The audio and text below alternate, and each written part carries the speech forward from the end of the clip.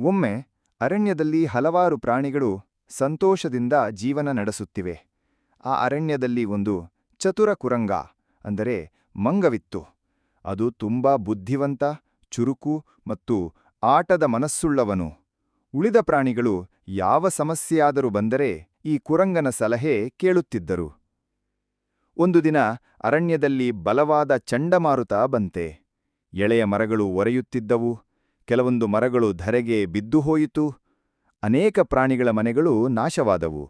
ಎಲ್ಲರೂ ಭಯಭೀತರಾಗಿದ್ದರು. ಆಗ ಕುರಂಗನಿಗ ಒಂದು ಯೋಚನೆ ಬಂತು. ಅದು ಅರಣ್ಯದ ಮಧ್ಯದಲ್ಲಿರುವ ದೊಡ್ಡ ಮರದ ಬಳಿ ಎಲ್ಲ ಪ್ರಾಣಿಗಳನ್ನು ಸೇರಿಸಿತು. ನಾವು ಎಲ್ಲರೂ ಈ ದೊಡ್ಡ ಮರದ ಕೆಳಗೆ ತಾತ್ಕಾಲಿಕ ಆಶ್ರಯ ಹೊಂದಬಹುದು. ನಾನು ಮತ್ತು ನನ್ನ ಸ್ನೇಹಿತರು ಕೆಲವು ಎಲೆಗಳು, ಕೊಂಬೆಗಳು, ಹೆಣಸುಗಳನ್ನು ಕಟ್ಟಿ ಒಂದು ತಾತ್ಕಾಲಿಕ ಮನೆ ಮಾಡುತ್ತೇವೆ ಎಂದು ಹೇಳಿತು. ಎಲ್ಲರೂ ಕೂಡ ಸೇರಿಕೊಂಡು ಕೆಲಸ ಆರಂಭಿಸಿದರು. ಕುರಂಗನ ನಾಯಕತ್ವದಲ್ಲಿ ಅವರು ಒಂದು ಬಲಿಷ್ಠ ತಾತ್ಕಾಲಿಕ ಆಶ್ರಯ ನಿರ್ಮಿಸಿದರು. ಚಂಡಮಾರುತದಲ್ಲಿ ಎಲ್ಲರೂ ಸುರಕ್ಷಿತವಾಗಿದ್ದರು.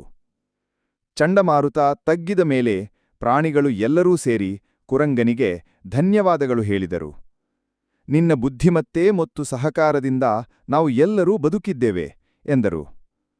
ಅಂದಿನಿಂದ ಕುರಂಗನನ್ನು ಅರಣ್ಯದ ಚತುರ ನಾಯಕ ಎಂದು ಕರೆದು ಎಲ್ಲರೂ ಗೌರವಿಸಲು ಪ್ರಾರಂಭಿಸಿದರು. ಪಾಠ: ಈ ಕಥೆಯ ಮೂಲಕ ನಾವು ತಿಳಿಯಬೇಕಾದದ್ದು, ಬುದ್ಧಿಮತ್ತೆ, ಸಹಕಾರ ಮತ್ತು ನಾಯಕತ್ವವನ್ನು ಹೊಂದಿದ್ದರೆ ಯಾವುದೇ ಸಂಕಷ್ಟವನ್ನು ಸಹ ಯಥಾಸ್ಥಿತಿಗೆ ತರಬಹುದು.